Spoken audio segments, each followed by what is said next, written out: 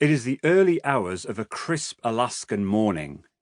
Korean Airlines Captain Chun Byung-in, First Officer Son Dong-hui, and Flight Engineer Kim Wee-dung stride purposefully across the tarmac of Anchorage International Airport and climb into the cockpit of the Boeing 747 airliner that they're rostered to fly to Seoul's Kimpo International Airport.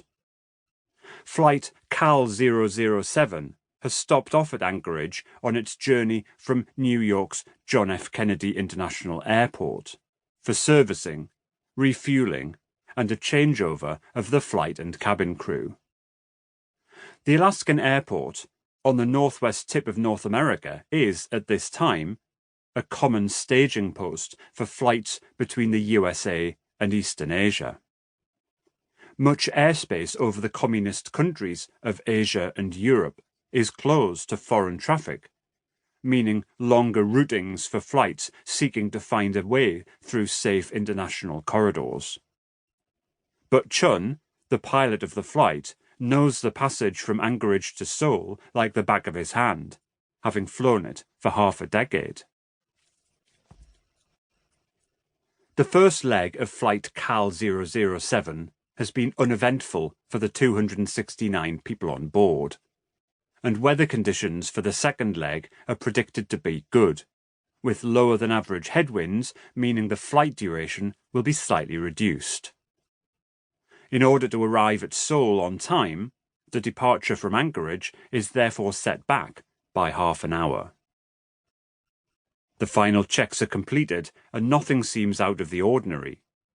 A route is punched into the navigation computer that will take the aircraft safely around the outer edges of prohibited airspace, and the airport's radar systems record Flight CAL 007 in the air at 4 a.m. Alaska time.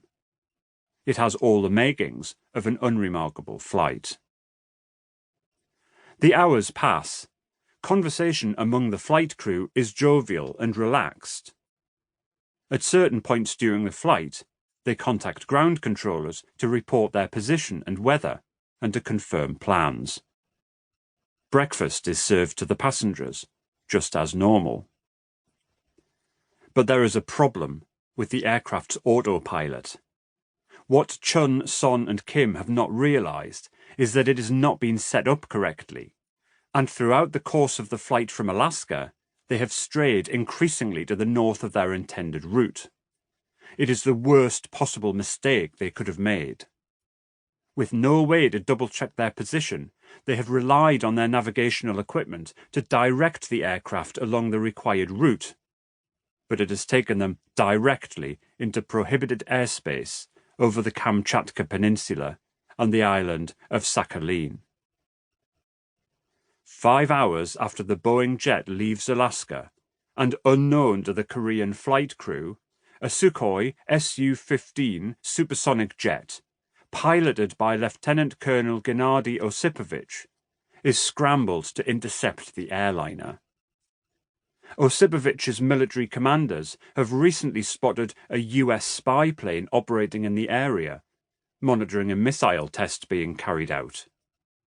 This is a well-known Boeing RC-135 four-engine reconnaissance jet, similar in many ways to the Boeing 747 passenger jet, but without the distinctive hump above the cockpit. Osipovich and his bosses are convinced the Korean Airlines aircraft is another US spy plane.